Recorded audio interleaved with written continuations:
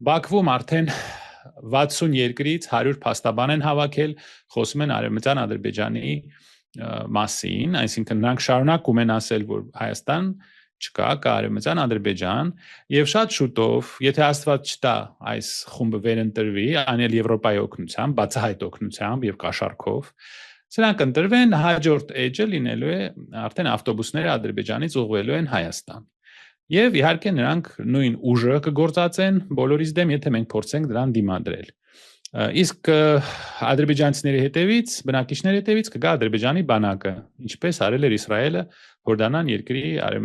Հորդանան գետի արևմտյան ափում, West Bank-ում։ Սկզբից հրեա բնակիչներն էին գալիս բնակվում էին, դրանից հետո հենց որ պաղեստինցիները դիմադրում էին, իրենց ջարդում էր Իսրայելի բանակը։ Այս ձևով նրանք կմտնեն Սյունիք, հետո էլ Սևան։ Այս մարդը ինչ որ ասում է, նա լուրջ մարդ է, նա մերպես լրագրող չի, նա լուրջ մարդ է, իր ասածը ինչ որ նա ասում է, նա անում է։ Լրագրողներն էլ են լուրջ լինում, բայց Դե ես վատ իմաստով չեմ ասում, մի լրագրող, որը դեղին մամուլում է աշխատել եւ ամբողջ կյանքը զբաղվել է շանտաժով, զբաղվել է կլաուզա գրելով եւ ունի իր այդ գործտվողների միության նախագահն էլ կողքը կանգնած։ Մենք ունենք մի հանրապետություն, որը ղեկավարվում է շանտաժիստների եւ ձախողված լրագրողների, կլաուզնիկների կողմից։ Էս է մեր հանրապետությունը։